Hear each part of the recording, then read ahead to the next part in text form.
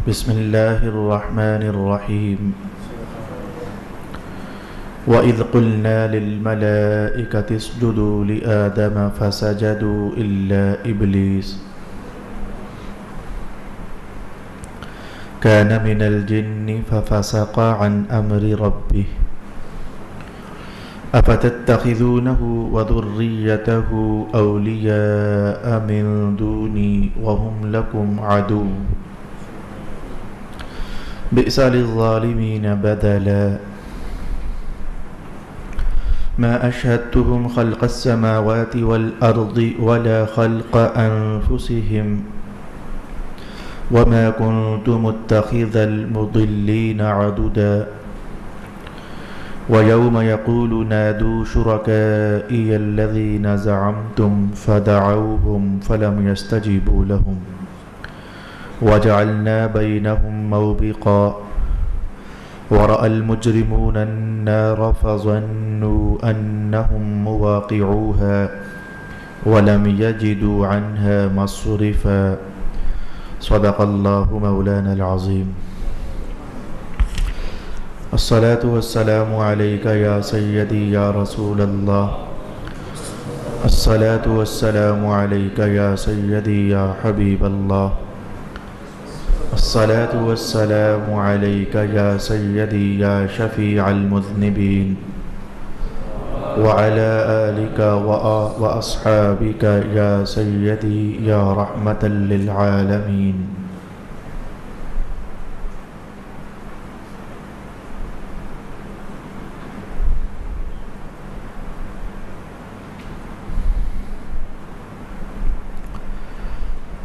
اور جب ہم نے فرشتوں سے فرمایا کہ تم آدم کو سجدہ کرو تو ابلیس کے سوا سب نے سجدہ کیا، وہ جنات میں سے تھا، پس اس نے اپنے رب کے حکم سے نافرمانی کی۔ کیا تم پھر بھی مجھے چھوڑ کر اس کو اور اس کی اولاد کو دوست بناتے ہو؟ حالانکہ وہ تمہارے دشمن ہیں۔ ظالموں کا کیسا برا بدلہ ہے۔ میں نے آسمانوں اور زمینوں کی پیدائش کے وقت انہیں اپنے سامنے حاضر نہیں کیا تھا، اور نہ خود ان کی پیدائش کے وقت، اور نہ میں گمراہ کرنے والوں کو اپنا مددگار بنانے والا ہوں۔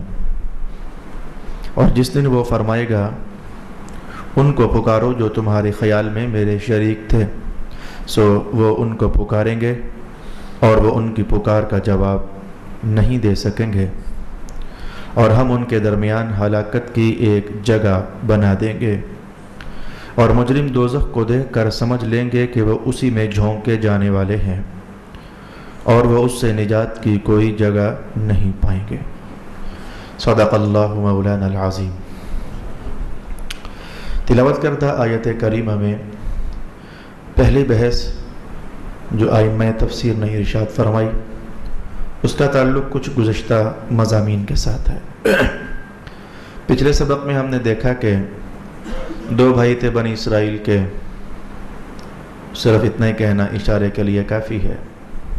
تو ایک نے کہا تھا کہ میرے پاس بندے بھی زیادہ ہیں اور میرا مال بھی زیادہ ہے، تو رب کائنات نے ان کے رد میں، یعنی اس عنوان کے رد میں کہ مال پر فخر کرنا اور بندوں کے زیادہ ہونے پر فخر کرنا یہ کوئی چیز نہیں ہے، تو یہ آیت نازل فرمائی المال والبنون زینۃ الحیات الدنیا، یہ مال یہ بھی دنیا کی چیز ہے اور بیٹے یہ بھی دنیا کی زینت ہے، ان کا آخرت سے کیا تعلق اگر یہ خدائی راہوں پر نہ چلیں تو۔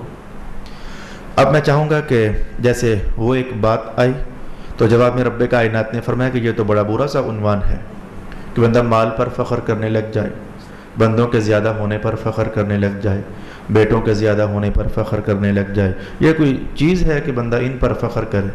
ادھر آئی ادھر چلی گئی۔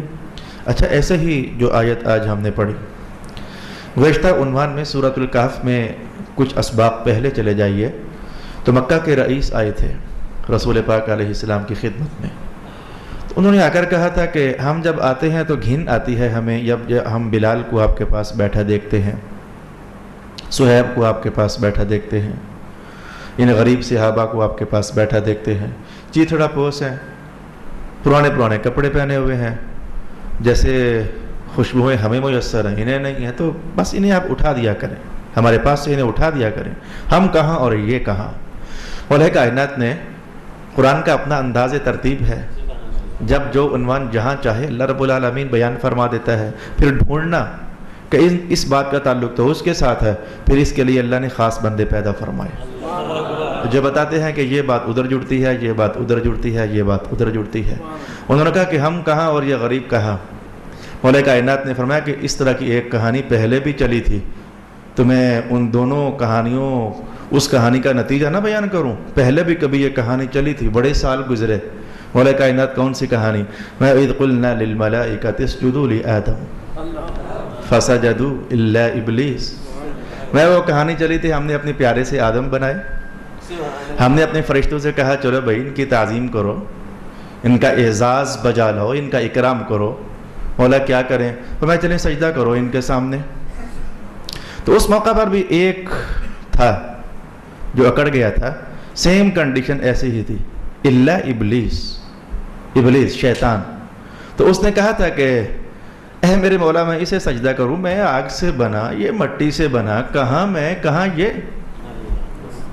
کچھ سیم ملتی جلتی کہانی قرآن حکیم نے ارشاد فرما دی۔ تو تم بھی یہ وہی روش چل رہے ہو، کہاں ہم اور کہاں یہ بلال، اور تم تو سارے مل جاؤ تو میرے بلال کے ناخن برابر نہیں ہو سکتے ہو، اور تم باتیں کرتے ہو کہ کہاں ہم رئیسان مکہ اور کہاں یہ غریب سا بلال۔ رب کائنات نے کہا وہ دیکھو، کسی اور نے بھی پہلے کہا تھا، کہاں میں جو آگ سے بنا، کہاں یہ جو مٹی سے بنا۔ تو ذرا سر اس کا اکڑا نا، تو رب کائنات نے قیامت اور قیامت کے بعد تک ذلیل کر کے رکھ دیا اسے۔ یہ ربط کچھ اس طرح کی کہانی کا جواب ہے جو مولا کائنات نے یہاں یہ بات چھیڑ دی اور ارشاد فرمایا کہ وَإِذْ قُلْنَا لِلْمَلَائِكَةِ اسْجُدُوا لِآدَمَ، ہم نے حکم دیا فرشتوں کو کہ سجدہ کریں آدم کو، فَسَجَدُوا إِلَّا إِبْلِيسَ، سب نے سجدہ کر دیا سوائے ابلیس کے۔ اللہ اکبر، ایک باریک سی بات ہے، ایک باریک سی بات ہے، میں اللہ تعالیٰ کے علم کی شان آپ کے سامنے لانے لگا ہوں۔ ایک باریک سی بات ہے، وہ باریک سی بات یہ ہے کہ رب کائنات نے کہا ہم نے فرشتوں سے کہا تھا انہوں نے کر دیا، ہم نے تو فرشتوں سے کہا تھا انہوں نے کر دیا، ہم تو جانتے تھے جنہوں نے کرنا ہے ہم نے کہہ دیا انہیں۔ رہی بات یہ، اس شیطان کی یہ فرشتہ تھا ہی کب؟ ان کے بھیس میں تھا، ان میں رہتا تھا، ان میں آتا تھا، ان میں جاتا تھا، یہ فرشتہ تھا ہی کب؟ جن کے بارے میں ہم جانتے تھے کرو سجدہ انہوں نے کر دیا، لیکن انہی کے ماحول میں جو رہتا تھا تو لوگ حکم کی لپیٹ میں آ گیا تو وہ اکڑ گیا، تکبر کرنے لگ گیا۔ ہم نے کہا ہم نے اڑا کر رکھ دیا، پھر ذلیل اور رسوا کر کے رکھ دیا اسے۔ کان من الجن، شیطان جن تھا۔ آج میں چاہوں گا کہ کیا بیان کروں تفصیل، جو میں کہنے لگا تھا کہ آج میں تفصیل بیان کروں گا، تو کیا تفصیل بیان کروں، اتنا کافی ہے۔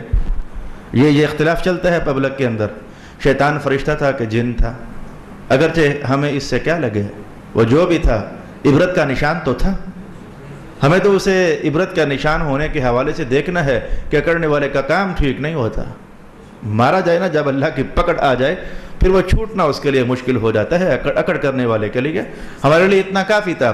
لیکن بہرکیف ابن جوزی کے الفاظ خوبصورت ہیں، انہوں نے کہا 3 دلیلیں ہیں جو بتاتی ہیں کہ شیطان جن تھا، فرشتہ نہیں تھا۔ میں پہلے ان علماء کو بیان کر دیتا ہوں جنہوں نے کہا کہ شیطان فرشتہ تھا، کیا وجہ ہوئی آخر، انہوں نے کیوں ارشاد فرمایا کہ شیطان فرشتہ تھا، جس کا نام ابلیس ہے وہ فرشتہ تھا، کیا وجہ ہوئی آخر ان کے پاس؟ انہوں نے فرمایا کہ وجہ یہ تھی کہ یہ فرشتوں میں آیا جایا کرتا تھا، ایک زمانے میں فرشتوں نے شیطان کو قیدی بنا لیا تھا اور قیدی بنا کر آسمانوں پر لے گئے تھے، پھر جنت میں اپنے ساتھ رکھ لیا تھا، انہی کے ساتھ رہنے لگ گیا، بہت پڑھائی کیا کرتا تھا، بہت اللہ کا ذکر کیا کرتا تھا، سب کچھ عبادات ریاضات اس کی ہاں موجود تھا، گویا نہیں تھا فرشتہ لیکن فرشتوں کے بھیس میں آ چکا تھا۔ جیسے تسبیح و تحلیل فرشتے کرتے تو شیطان بھی کیا کرتا تھا، جیسے بندگی وہ کرتے تو یہ بھی کیا کرتا تھا، عبادت وہ بجا لاتے تو یہ بھی عبادت بجا لایا کرتا تھا۔ صرف اسی بنیاد پر انہوں نے کہا کہ ہو سکتا ہے کہ کہیں فرشتہ ہی نہ ہو، لیکن جمہور علماء نے جو بات ارشاد فرمائی جس پر فتویٰ ہے، جس پر نص ہے قرآن حکیم کی، نص کا معنی ہوتا ہے دلیل، جس پر نص ہے قرآن حکیم کی، وہ بات یہ ہے. ایک تو یہی سمجھیے، بلکہ میں عرض کروں گا کہ ان تین دلیلوں میں سے تینوں کے تینوں قرآن حکیم میں موجود ہیں. جو زاد المسیر میں اشارہ کیا گیا ابن جوزی نے، وہ تینوں کے تینوں قرآن حکیم میں موجود ہیں. آئیے میں ایک کا اشارہ کروں، وہ تو آپ فوراً سمجھ گئے کہ شیطان جن تھا. کیا دلیل ہے؟ کان من الجن، خود رب کائنات نے ارشاد فرما دیا کہ یہ جن تھا. اور کیا دلیل ہے اس کے جن ہونے پر؟ اور کیا دلیل ہے؟ مولا کائنات نے کہا، میں ترجمہ ذرا چلانے لگا ہوں تاکہ آپ دلیل نکال سکو. افتتخذونہ وذریتہ اولیاء من دونی، تم اب بھی مجھے چھوڑ کر شیطان کو دوست بنا رہے ہو اور اس کی اولاد کو. تو کہا کہ اس کی اولاد کو. فرشتوں کی اولاد نہیں ہوتی، جن کی اولاد ہوتی ہے وہ فرشتے نہیں ہوتے. فرشتوں کی اولاد نہیں ہوتی. جیسے ماں باپ کا سسٹم ہے، ایک نظام ہے انسانوں کے اندر بھی، جنات کے اندر بھی. تو یہ اولاد کا حوالہ قائم کرنا یہ خود دلیل تھی کہ جس کی اولاد ہو وہ فرشتہ نہیں ہو سکتا. ایک اور دلیل ارشاد فرمائی گئی اور مجھے وہ آیت ذہن میں پڑ گئی کہ وہ خود قرآن حکیم میں موجود ہے. یہ جن جو ہے یہ فرشتہ تھا ہی نہیں. وجہ کیا ہے؟ مولا کائنات نے ارشاد کیا کہ ہم نے جو فرشتوں کو بنایا ہے تو بھلا کس قانون پر بنایا، کس سٹائل میں بنایا؟ مولا ارشاد ہو جائے میں کہ لا یعصون اللہ ما امرہم، فرشتوں کو ہم نے یوں بنایا ہے کہ جب اللہ کوئی حکم دے تو وہ نافرمانی نہیں کرتے. فرشتوں کو ہم نے یوں بنایا ہے، وہ کبھی نافرمانی نہیں کرتے. اگر اس نے نافرمانی کیا تو سمجھو یہ فرشتہ ہے ہی نہیں. اگر فرشتہ ہوتا تو پھر یہ نافرمانی نہ کرتا. یہ فرشتہ ہے ہی نہیں ہے. اس کی نافرمانی کرنا یہ دلیل نمبر 3 ہے کہ یہ جن تھا. شیطان جن تھا اور فرشتہ نہیں تھا. آج 3 باتیں ہم نے شیطان کے جن ہونے کے حوالے سے سیکھ لیں. ایک یہ تھی کہ خود قرآن پاک نے ارشاد فرما دیا کان من الجن، اور دوسری بات کہ اس کی اولاد ہے. تو جس کی اولاد ہوتی ہے وہ فرشتہ نہیں ہوتا. فرشتوں کا نہ ماں ہوتی ہے، نہ باپ ہوتا ہے، نہ ان کی اولاد ہوتی ہے. اللہ انہیں ڈائریکٹ ابتداءً بغیر ماں اور باپ کے بس پیدا فرما دیتا ہے. اور اس پر میرے پاس ایک حدیث پاک موجود ہے.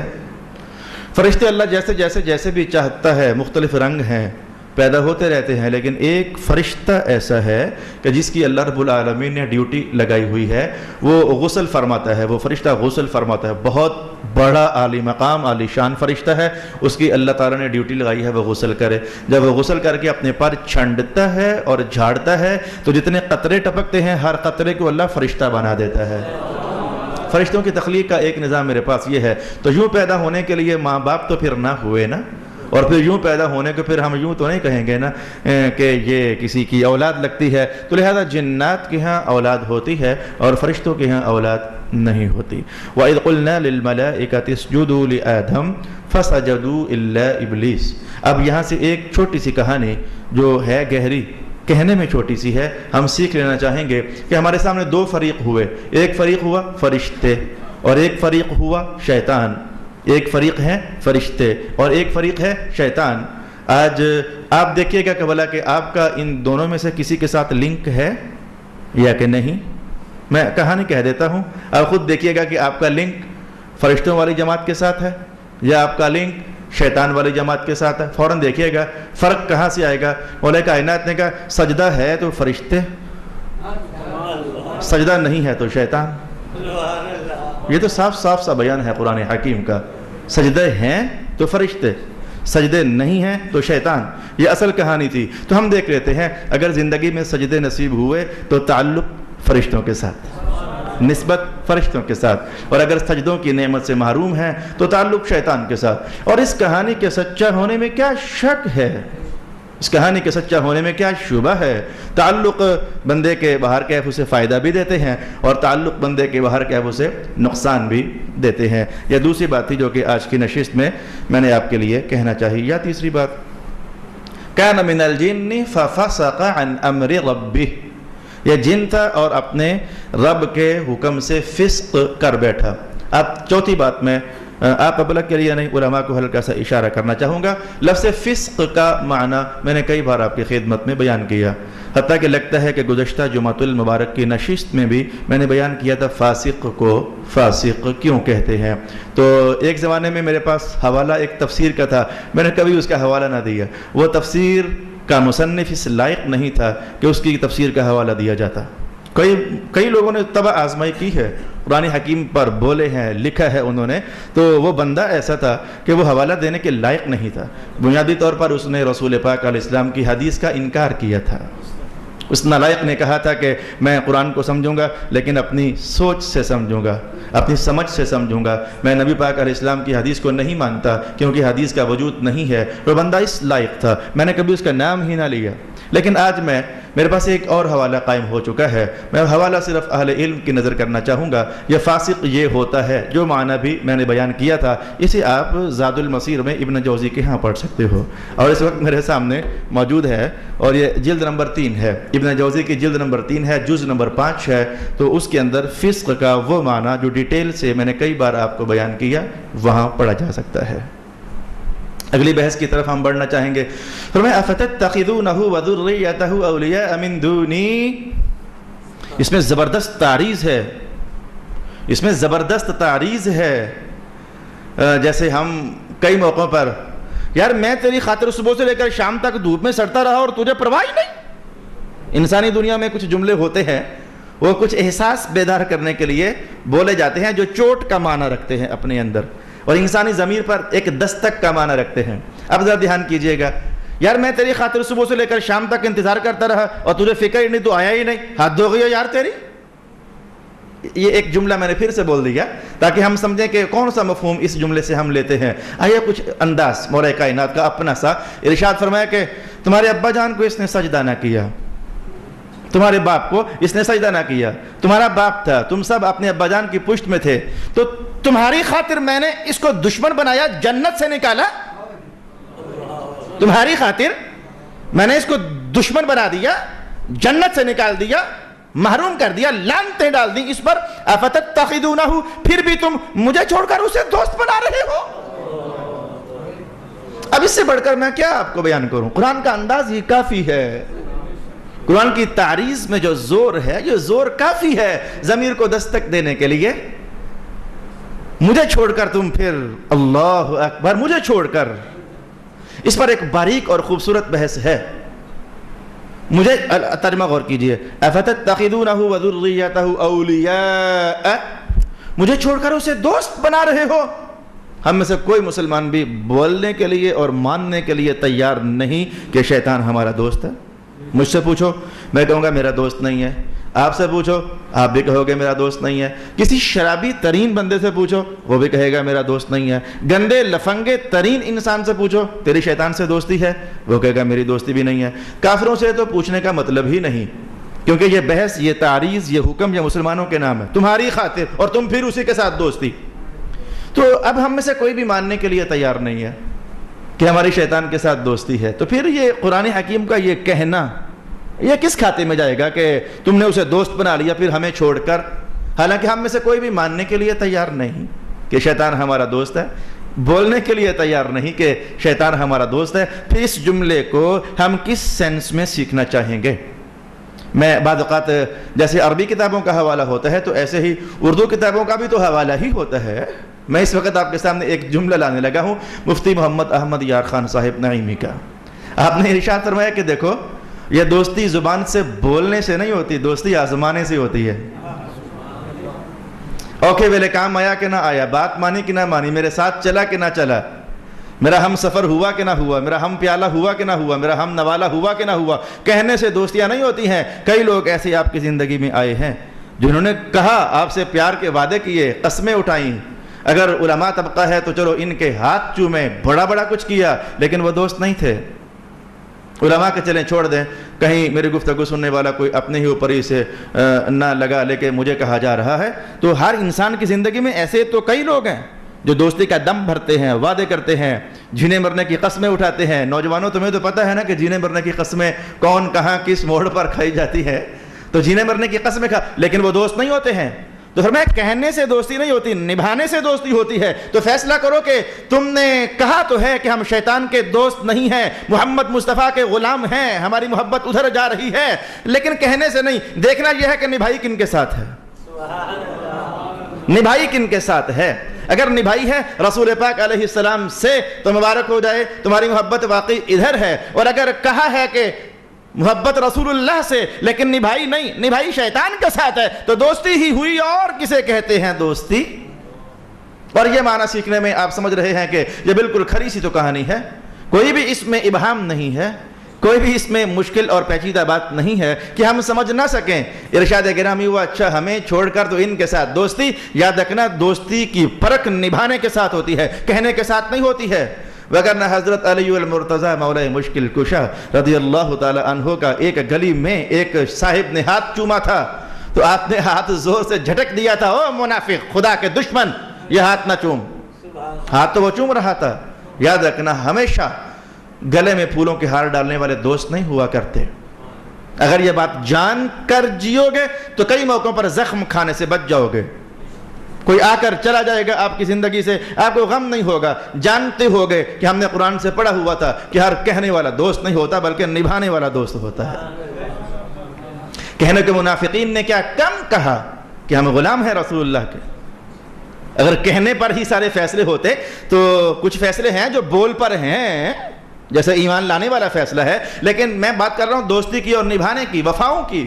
تو منافقین نے کیا کم کہا کہ ہم محمد مصطفیٰ کے غلام ہیں، لیکن جب بدر نبھانے کا موقع آیا تو منافق نظر نہیں آ رہے تھے، مصطفیٰ کریم کے صحابہ نظر آ رہے تھے۔ جب احد نبھانے کا موڑ آیا تو محمدی غلام نظر آ رہے تھے۔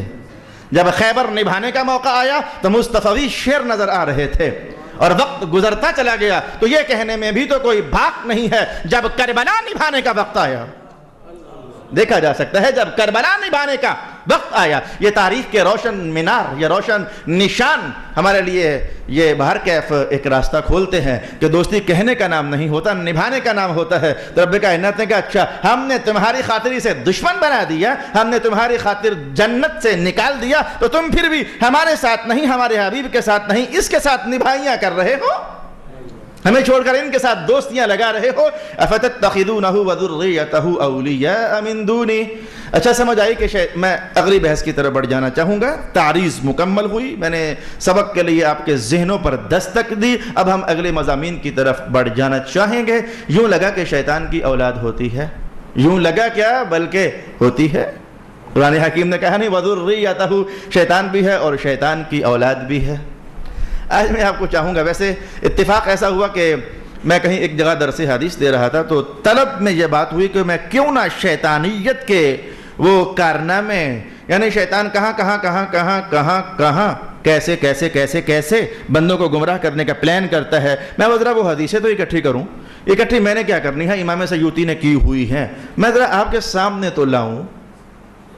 کوئی محنت میری محنت نہیں ہوتی، سب محنتیں ہمارے اکابر نے کی ہوئی ہیں، صرف اللہ کرے ہمیں پڑھنے کا وقت میسر ہو جائے، ہمیں پڑھنے کا سیکھنے کا وقت میسر نہیں۔ کبھی میں نے کسی محنت کو اپنے نام نہیں لگایا، میں جانتا ہوں کہ ہماری محنت ہے ہی کیا، سب محنت ہمارے اکابرین کی ہے، مفسرین کی ہے، بزرگوں کی ہے، جن کی عزت ہے انہی کے نام لگانا مجھے ہمیشہ اچھا لگتا ہے۔ کبھی میں نے کہا کہ یہ میری محنت ہے، یہ میرا ایسا ہے، یہ میرا ویسا ہے ہی تو نہیں نا۔ تو میں نے کہا کہ ہمارے اکابر نے وہ حدیثیں اکٹھی کی ہوئی ہیں، طلب ہوئی کہ کبھی میں آپ کے سامنے لاؤں، تو لاؤں گا انشاءاللہ لاؤں گا، لیکن آج ذرا کچھ سنیے، دلچسپ حقائق ہیں شیطانوں کے متعلق۔ رب کائنات نے کہا یہ خود بھی ہے اور اس کی اولاد بھی ہے، شیطان خود بھی ہے اور اس کی اولاد بھی ہے، اور اس کی اولاد کی باقاعدہ ڈیوٹیاں لگتی ہیں۔ سرکار دو عالم صلی اللہ علیہ وآلہ وسلم نے ارشاد فرمایا شیطان ہر رات سمندروں کے پانیوں پر تخت لگاتا ہے، اپنا مجلس سجاتا ہے، شیطان اس میں سارے اکٹھے ہوتے ہیں۔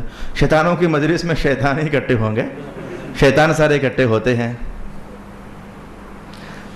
تو پوچھتا ہے، ہاں بھائی پوچھتا بھی ہے، رپورٹ بھی طلب کرتا ہے اور نیکسٹ ڈیوٹیاں بھی لگاتا ہے۔ پوچھتا ہے ہاں بھائی کیا کر کے آئے، کیا کر کے آئے، کیا کر کے آئے، خبریں چلتی ہیں۔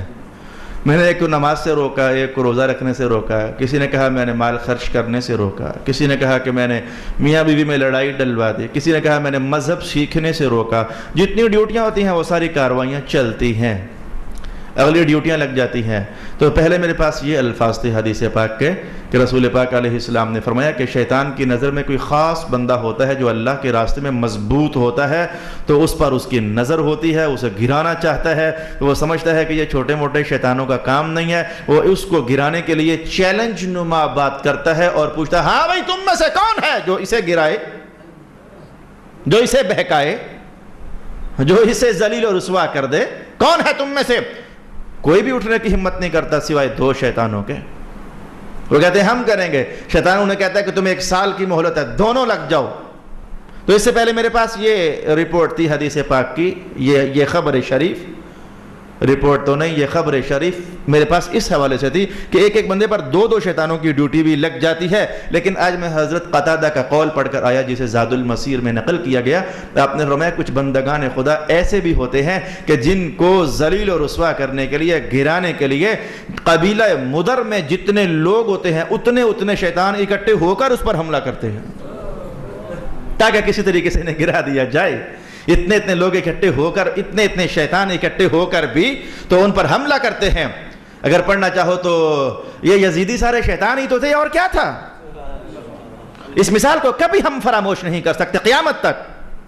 کوئی بھی محراب نشین جن کے نانا کا محراب انہی میں بیٹھ کر ان کی بات نہ ہو تو کیا محراب نشینی کا حق ادا کیا؟ مجھے ایک شاعر کا قول اچھا لگا، اس کا عمدہ خیال تھا، میں ترجمہ کہنا چاہوں گا، شعر مجھے آپ کو پتہ نہیں آتا۔ اس نے کہا اے میرے حسین آپ کی بھی کیا شان ہے کہ جب بھی کوئی خطیب اٹھا ہے آپ کا نام لے کر اٹھا ہے۔ اوہ واہ، کیا نام، کیا مقام ہے آپ کا۔ کوئی خطیب آپ کی شان میں 2 جملے جو حضور فرما گئے صرف سنا دے، وہ خطیب اٹھ جاتا ہے۔ وہ اس شاعر کا مجھے یہ کلام بڑا اچھا لگا، دل کو اس نے تسکین دی۔ تو میں نے کہا یہ کربلا والا معاملہ، یہ یزیدی سارے شیطان ہی تو تھے، اور صرف حسین پر سارے اکٹھے ہو گئے۔ 30,000 کا لشکر اور اس سے بھی زیادہ شیطان مرشد حسین پر اکٹھے ہو گئے۔ تو قتادہ نے کہا کہ بعض اوقات ایک بندے پر، وہ شیطان کو پتا تھا کہ یہ حسین کو پاک کو گرانا یہ 1-2 شیطانوں کا کام ہی نہیں ہے، یہ 100-200 شیطانوں کا کام ہی نہیں ہے۔ 30,000 شیطان اس نے اکٹھے کیے لیکن پھر بھی وہ گرا نہ سکا۔ جن کی رگوں میں محمد مصطفیٰ کا خون دوڑ رہا ہو، شیطان انہیں کیسے گرائی؟ تو قتادہ نے کہا کہ وہ قبیلہ مدر جتنے شیطان بعض اوقات ایک بندے پر اکٹھے ہو جاتے ہیں۔ اچھا یہ بات بھی چلے دلچسپی کے لائق ہوئی، لیکن میں اب وہ کہہ دیتا ہوں کہ آئیں ذرا ہم دیکھیں کچھ شیطانوں کے رسول پاک علیہ السلام نے نام بیان کیے، نام لے کر ان کی کاروائیاں سخت تھیں، حضور نے ان کا نام بھی بیان کیا اور کام بھی بیان کیا۔ تو میں بتا دیتا ہوں کہ کچھ شیطان کو اسپیشل نام اور ان کے اسپیشل کام، تاکہ ہم دیکھیں کہ ہم کس شیطان کے اڑیک کے چڑے ہوئے ہیں۔ بعض اوقات مجھے پنجابی کا لفظ بولنا پڑ جاتا ہے، ہم کس شیطان کے اڑیک کے یا اڑنگے چڑے ہوئے ہیں۔ آئیے دیکھتے ہیں ذرا۔ اس وقت میرے پاس تقریباً 10 شیطانوں کی کہانی ہے، لیکن میں چاہوں گا کہ 10 کی 10 نہیں، وقت کے دائروں میں رہتے ہوئے کچھ شیطانوں کی کہانی آپ کو بیان کر دوں۔ ارشاد ہوا کہ ایک شیطان ہے، اس کا نام ہے زلمبور۔ ایک شیطان کا نام تو ابلیس ہے نا، جیسے کہ ہم روزانہ کہیں نہ کہیں پڑھتے ہیں، آج بھی ہم نے پڑھا، وہ تو ابو الشیاطین، ابو الجنات ہے۔ جیسے ہمارے باپ آدم، ایسے شیطانوں اور جنوں کے باپ وہ ابلیس۔ تو ایک شیطان کا نام ہے زلمبور۔ رسول پاک علیہ السلام ہے کہ یہ وہ ہے جو بازاروں میں شیطان کا جھنڈا لے کر سارا دن گھومتا پھرتا رہتا ہے اور بازاروں میں آنے جانے والوں کو وسوسوں کا نشانہ بناتا ہے۔ آپ سوچتے ہوگے کہ کیا وسوسے، بتاؤ سچ اپنے آپ کو بتاؤ۔ بازاروں میں جاتے ہو دکانیں کھول کر یا سامان لینے کے لیے، لڑکیاں دیکھتے ہو کہ نہیں دیکھتے؟ یہ ہیں اس کے وسوسے۔ بد نظری کرتے ہو کہ نہیں کرتے؟ یہ ہیں اس کی خرابیاں، اس کا کام ہی یہ ہے۔ اور لڑکیوں کو بے پردہ بھجوا دینا یہ اسی کی کارستانیوں میں سے ایک کارستانی ہے۔ پہلے انہیں سجا کر بھجوایا اور پھر تمہیں کہا ایک نظر دیکھ تو لے۔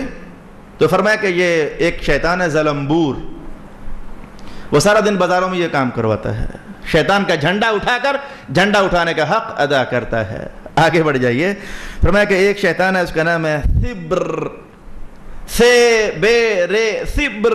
چونکہ یہ سبق آپ پہلی بار سن رہے ہو تو میں چاہوں ذرا صحیح سن لیں۔ سبر اس شیطان کا کام کیا ہے؟ وہ لو 10ویں سپارے میں بیان ہوا.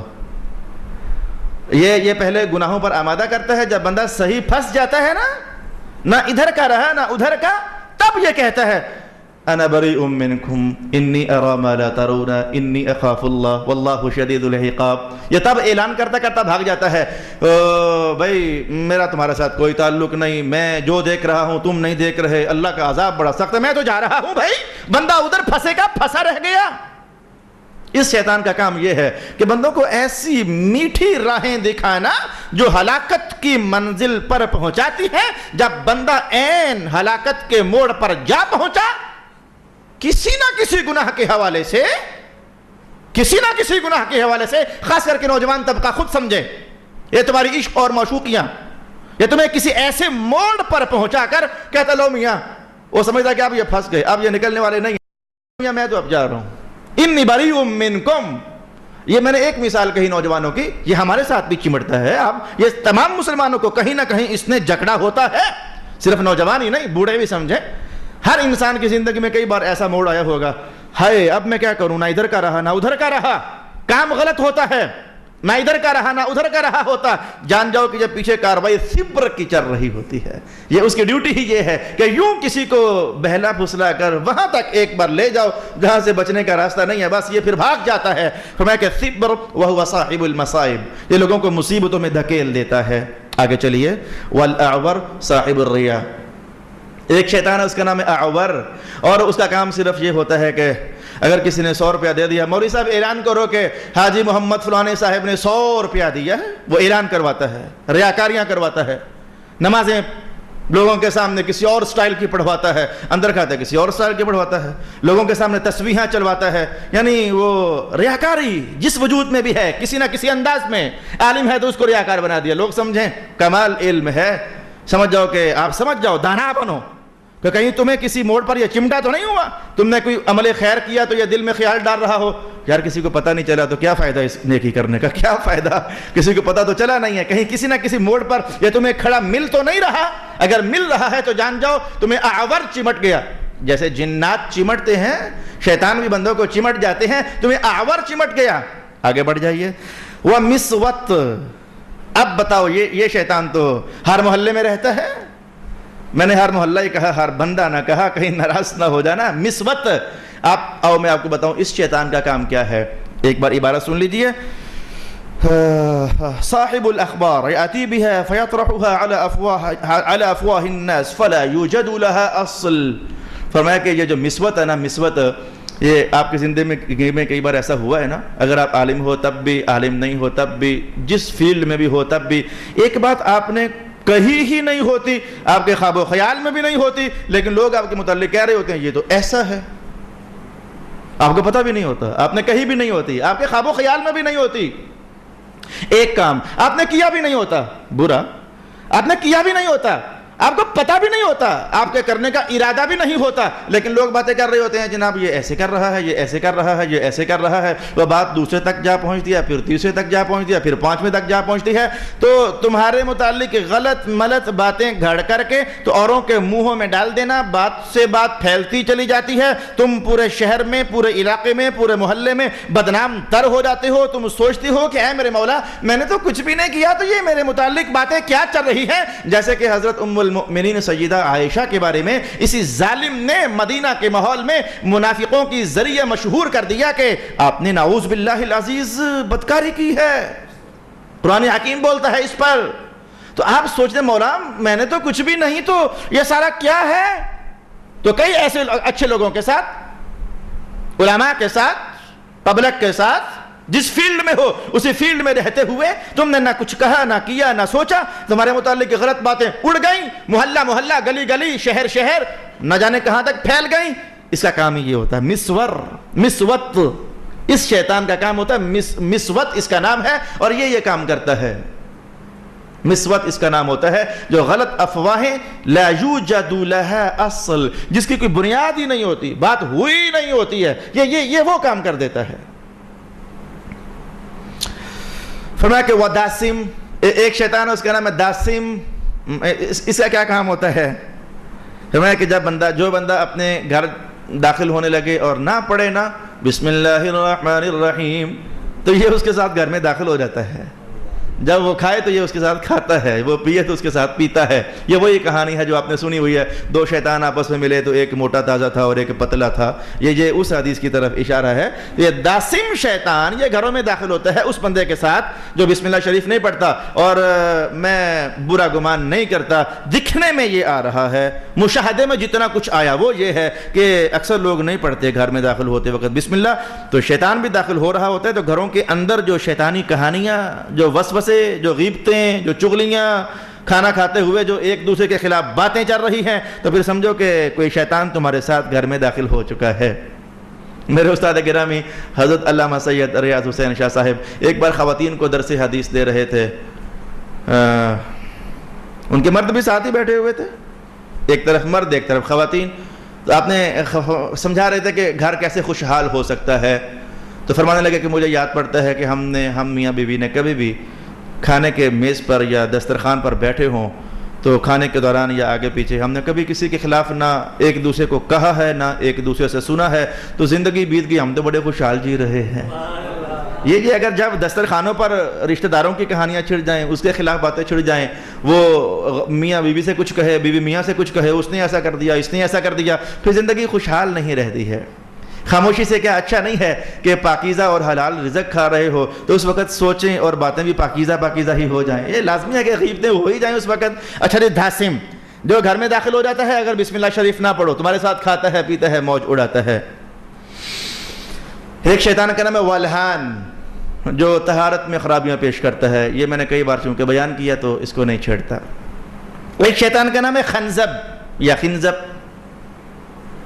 خنزب ایک شیطان کا نام ہے.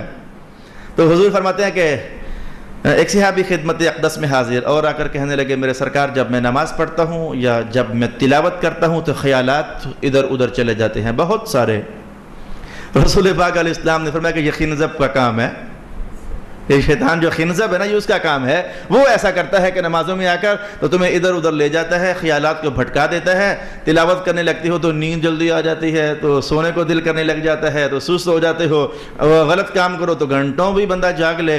یہ خنزب کا کام ہے. تو خنزب شیطان کا کام یہ ہے کہ جب نماز پڑھو تو میں جیسے تیسے توڑ پھوڑ کرے تمہارے اندر، خیالات کی توڑ پھوڑ کرے تمہارے اندر. خنزب ایک شیطان کا نام اور کام یہ بھی ہے. اب وقت ہمارا چونکہ قلیل ہے. ایک شیطان کا نام ہے زبسور. ایک شیطان کا نام ہے بطر. ایک شیطان کا نام ہے لاقیس. اور ایک شیطان کا نام ہے خناس. قرآن حکیم پڑھا قل اعوذ برب الناس ملک الناس الہ الناس من شر الوسواس الخناس. ایک شیطان کا نام ہے خناس. اچھا بھی بس ابھی فی الحال اس نشست میں ہمیں اتنا ہی چلیں. کچھ دلچسپ کہانیاں ان خناسوں کی، ان شیطانوں کی ہم نے سنی الرٹ رہنے کے لیے کہ چیک کریں کہ ہمیں کون سا چمٹا ہوا ہے. خنزب ویسے تقریباً کافیوں کو چمٹا ہوا ہے. نماز پڑھیں اور خیالات ہو گئے ادھر ادھر. شیطان خنزب آتا ہے، شیطان خیالات بہکا کر لے جاتا ہے. اور یہ جو مسوت ہے یہ بھی کئی لوگوں کو چمٹا ہوا ہے. ایک دوسرے کے خلاف غلط باتیں اڑا دینی، پتہ ہی نہیں ہوتا. سرکار دو عالم علیہ السلام نے اسی پر بین لگایا تمہارے جھوٹا ہونے کے لیے کافی ہے کہ بات سنو اور تحقیق کیے بغیر ہی آگے اڑا دو. بغیر تحقیق کیے اگر تم بات آگے کر دیتے ہو تو تمہارے جھوٹا ہونے کے لیے یہ بات کافی ہے. اللہ اکبر اللہ اکبر اللہ اکبر. فرمایا کہ كان من الجن ففسق عن امر ربه افتتخذونه وذريته اولیاء من دوني وهم لكم عدو. حالانکہ وہ تمہارا دشمن ہے. بئس للظالمین بدلا. کتنا برا بدلہ کیا تم نے، اللہ کی دوستی کو چھوڑ کر شیطان سے دوستی لگا لی. کتنا غلط کام کیا تم نے. ما اشهدتهم خلق السماوات والارض. انہوں نے جو آ کر غلط جملہ کہا تھا ان کی مرمت باقاعدہ ابھی تک بھی چل رہی ہے. اب میں ان کی مرمت جو اب ہو رہی ہے سمجھانے کے لیے میں آپ کو لاہور لیے چلوں گا، جس علاقے کا میں رہنے والا ہوں. میں کئی بار لاہور کا اس لیے جملہ بولتا ہوں کہ تاکہ آپ سمجھو کہ میں نہیں ہوں طالبان. ابھی تک کئی لوگوں نے مجھے طالبان سمجھا ہوا ہے تو میں اس لیے کئی بار کہتا ہوں لاہور کا پنجابی، یعنی میں نہیں ہوں طالبان. تو آج بھی میرا مقصد یہی تھا کہ میں نہیں ہوں طالبان. تو جو کہ ہمارے لاہور میں ایک جملہ چلتا ہے، مقصد کی طرف آئیے. ہمارے لاہور میں ایک جملہ چلتا ہے، کسی بندے کی خوب ذلت کرنی ہو نا، بےزتی کرنی ہو کئی جگہوں پر چلتا ہے. ہم آپ کو میں لاہور کی بس میں لے چلوں, بیٹھ کے جناب بس میں تو کرایہ کتنا جی 40 روپے, میں 20 روپے دوں گا. اگر کوئی ٹیگا شیگا لگانا چاہے میں کم دوں گا, 20 روپے دوں گا. اس کو ذلیل کرنے کے لیے, اسے حقیر بنانے کے لیے پنجابی کے اندر ہم تانا مارتے ہیں, ہم لاہوری لوگ, میں نہیں یعنی ادھر کے علاقے تانا مارتے ہیں, اور تو گڈی جی حصہ پایا, تو نے گاڑی میں کوئی حصہ ڈالا ہوا ہے جو پیسے کم ڈالے گا. اور یہ ہم محسوس کرتے ہیں کہ بڑی ذلت ہو گئی, بڑی رسوائی ہو گئی. یہ تانا مارنا کسی کو ہمارے ماحول میں یہ بڑی ذلت کا کام ہوتا ہے. تو نے حصہ ڈالا ہوا ہے, باتیں کرتا ہے اس طرح کی, اگلا بندہ پانی پانی ہو جاتا ہے. قرآن حکیم نے کہا کہ اچھا یہ جو آئے ہیں محبوب پیارے, اور آپ کو جا کر کہہ رہے ہیں کہ بلال کو اٹھا دو, سہیب کو اٹھا دو, سلمان کو اٹھا دو, ان سے پوچھو کہ جب ہم نے ان کو بنایا تھا تو تم اس وقت ان کو بنانے میں ہمارے ساتھ شریک بنے ہوئے تھے کیا؟ تم پارٹنر بنے ہوئے تھے ہمارے کیا؟ اور یہ اللہ مل کر بناتے ہیں, اٹھاؤ بگاؤ ان کو. نہ ان کی کوئی شرکت, نہ انہوں نے کچھ بنایا, نہ میرے ساتھ کوئی ان کا تعاون, مجھے چاہیے ہی نہیں تھا, تو نہ ان کا کوئی تعاون, نہ ان کی کوئی مدد. باتیں کرتے ہیں سہیب کو اٹھا دو پاس سے, بلال کو اٹھا دو. محبوب کہیے نہیں اٹھاتا, تم دفع ہو جاؤ یہاں سے. قرآن کا سٹائل دیکھیے, ما شاہدتہم خلق السماوات والارض, میں نے آسمانوں اور زمینوں کی پیدائش کے وقت انہیں اپنے ساتھ رکھا ہوا تو نہیں تھا. یہ جو اگر باتیں بنا رہے ہیں, یہ راضی کی تحقیق ہے. جو میں نے ابھی آپ کے سامنے جملہ بولا یہ راضی کا جملہ تھا. اور نہ جب یہ پیدا ہوئے تھے تب یہ پاس تھے. وما كنت متخذ المضلين عضدا, اور نہ ہی ان گمراہوں کو میں نے اپنا مددگار بنایا ہوا تھا. یہ میرے کوئی پارٹنر ہے, یہ شریک ہے. باتیں کرتے ہیں کہ اسے اٹھا دو, اسے رہنے دو, اسے اٹھا دو, اسے رہنے دو. بھگائیے انہیں اپنے دربار سے. یہ اس لائق ہی نہیں ہے کہ مصطفیٰ کریم علیہ السلام کا قرب پا سکیں. وَيَوْمَ يَقُولُونَ نَادُوا شُرَكَائِيَ, قیامت آنے دو, ہم کہیں گے بلاؤ ذرا اپنے ان خداؤں کو. نَادُوا شُرَكَائِيَ الَّذِينَ, بلاؤ اپنے ان خداؤں کو جن کے بارے میں تم گمان کرتے تھے یہ ہمارے خدا ہیں, بلاؤ ذرا انہیں. فلم فدعوہم, آواز ماری جائے گی, منات, حبل, عزا, شعرا. قرآن حکیم نے کہا فدعوہم, یہ کافر لوگ آوازیں ماریں گے, حبل, منات, عزا, شعرا. رب کائنات نے کہا فلم یستجیبوا لہم, کوئی بھی جواب نہیں دے گا انہیں. کیسا مزہ آئے گا اس وقت اے ایمان والو تمہیں, یہ اپنے خداؤں کو بلا رہے ہوں گے, کوئی بھی انہیں جواب نہیں دے گا. وَجَعَلْنَا بَيْنَهُمْ مَوْبِقًا, سمجھو کہ ہم نے ان کو ہلاکت میں ڈال دیا. اب اس جملے کو سن کر کے تو بس میرا سبق ختم. وہ ہمارے مسئلہ بھی مذہب کا یہی ہے کہ قیامت اگر عید بقر کو تم نے 2 بکرے ذبح کرنے ہوں تو دونوں کو ایک دوسرے کے سامنے ذبح نہیں کرنا, ذرا الگ الگ. وہ موت کا کھیل سامنے کھیلا جا رہا ہو نا تو کسی کا بھی اس میں جانے کو دل نہیں کرتا. اور اگر نہیں سمجھے تو کبھی آپ اسٹوڈنٹ تو رہے تھے, کبھی آپ زندگی میں اسٹوڈنٹ رہے تھے, ٹیچر آئیں کلاس میں اور کہیں چل تو کھڑا ہو جا, لائن میں لگ جاؤ, مرغے بن جاؤ, کان پکڑ لو اور ڈنڈا ہاتھ میں پکڑ لے. جب تک آپ سینٹر میں تھے کچھ سکون تھا, ابھی اسے پڑھ رہی ہیں. لیکن جب آپ سے سیکنڈ لاسٹ بندہ آ گیا نا, اپنی ذہنی کیفیت, اب آپ کے جسم میں ایک لہر اٹھ رہی تھی, بس اس کی باری ختم ہوئی اور میری باری آئی. بھئی ہم سارے اسٹوڈنٹ تو رہے ہیں نا بچپن میں, یہ مار کا کھیل تو سب کے ساتھ چلتا رہتا ہے. اب اس کی باری ختم ہو رہی ہے, میری باری آئی. حالانکہ وہ 2-4 ڈنڈے ہی تو ہوتے ہیں, لیکن وہ لہر جب چل رہی ہو کہ بھئی اب یہ گیا تو اب میری باری آئی, وہ کیفیت سامنے ہے نا. مولا کائنات نے کہا وَرَأَى الْمُجْرِمُونَ النَّارَ فَظَنُّوا أَنَّهُمْ مُوَاقِعُوهَا, جب قیامت کا دن ہوگا تو دوزخ ان کے سامنے کی جائے گی اور اندر سے چیخوں کی آواز آ رہی ہوگی. قرآن کے الفاظ اذا رأتهم من مکان بعید سمعوا لها تغیظا وزفیرا, دوزخ بھاگ رہی ہوگی, چیخ رہی ہوگی, بندے بلک رہے ہوں گے اور جل رہے ہوں گے, مدد مدد پکار رہے ہوں گے. اور دوزخ جب ان کے سامنے ہوگی نا تو یہ اب ان کے دل میں یہ خیال آنا شروع ہوئے گا, ہائے اب ہم گئے اس میں, ہمارا نمبر آ گیا, ابھی گئے کہ گئے, ہائے چل گئے. تو چلنے سے پہلے ہی خوف یہ ان کے لیے عذاب بن جائے گا. ڈلنے سے پہلے ہی وہ ڈر, ڈلنے سے پہلے ہی وہ ڈر ان کے لیے عذاب بن جائے گا. مولا کائنات نے کیسی لگی رسوائی, تمہارے خدا تمہاری مدد کو پہنچے نا, اور دیکھو جو تمہیں عذاب ملنا ہے وہ تو ملنا ہی ملنا ہے. اس سے پہلے ہی ہم نے کیسی کیفیت بنا دی کہ تمہیں یہ خیال آنے لگ گیا اب گئے دوزخ میں, لو اب میری باری آ گئی, 2 کافر رہ گئے میرے سے پہلے, 1 رہ گیا, ہائے. وہ اندر سے آوازیں چیخنے کی, اذا رأتهم من مکان بعید سمعوا لها تغیظا وزفیرا ورأى المجرمون النار فظنوا أنهم مواقعوها وَلَمْ يَجِدُوا عَنْهَا مَصْرِفًا، اور یہ بھی ہے کہ ڈر بھی لگ گیا اور ساتھ یہ بھی ہے کہ انہیں پتہ ہے کہ بچ بھی نہیں سکتے. وَلَمْ يَجِدُوا عَنْهَا مَصْرِفًا، حاصل معنی کہ اب بچ بھی نہیں سکتے، اب گرے کے گرے، اب مرے کے مرے. صدق اللہ العظیم.